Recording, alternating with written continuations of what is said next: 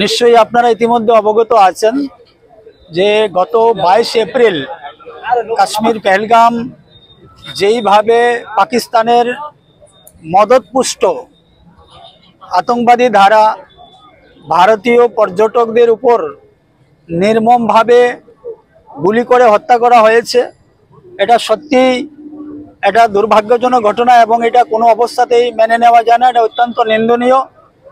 পরবর্তী সময় আমাদের দেশের পরাক্রমী সেনাবাহিনী 3টি বাহিনী একত্রিতভাবে পাকিস্তানের মাটিতে গিয়ে পাকিস্তানের ভেতরে গিয়ে এক নাগারে সবকটি জঙ্গি ঘাঁটিকে ধ্বংস করা হয়েছে।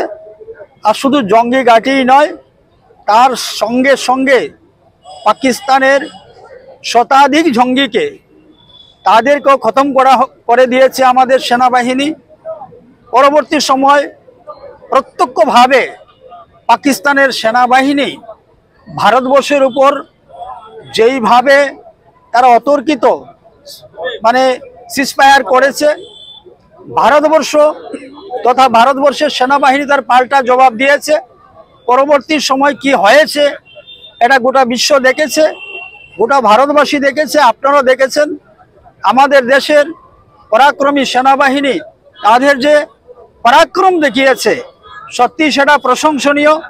এবং আমাদের দেশের মাননীয় প্রধানমন্ত্রী মোদিজির ওনার যে জিরো টলারেন্স আতঙ্কবাদীর প্রতি রয়েছে, আমরা মাননীয় প্রধানমন্ত্রীজিকে ধন্যবাদ জানিয়ে এবং আমাদের সেনাবাহিনীকে ধন্যবাদ জানিয়ে সারা রাজ্যেই আমরা জেলা স্তর মণ্ডল স্তর আমাদের এই তিরঙ্গা যাত্রা র্যালি এবং তারই অঙ্গ হিসেবে আজকে আগরতলা সদর জেলার বরদুয়ালি মণ্ডলের পক্ষ থেকে আমরা আজকে তিরঙ্গা যাত্রা র্যালি করতে চলেছি। যে র্যালির মধ্যে স্বতঃস্ফূর্তভাবে হাজারো হাজারো সাধারণ নাগরিক যারা ইন্টেলেকচুয়াল রয়েছেন এবং সমাজের প্রত্যেকটা শ্রেণীর মানুষ অংশগ্রহণ করছেন আমাদের ডাকে সাড়া দিয়ে। এবং আমাদের সেনাবাহিনী এবং প্রধানমন্ত্রীজিকে ধন্যবাদ জানানোর জন্য ওনারা আজকে আমাদের সঙ্গে একত্রিত হয়ে এই তিরঙ্গা যাত্রা র্যালিতে সামিল হয়েছেন। দেশ জেগেছে, জনতা জেগেছে, গোটা সমাজ জেগেছে।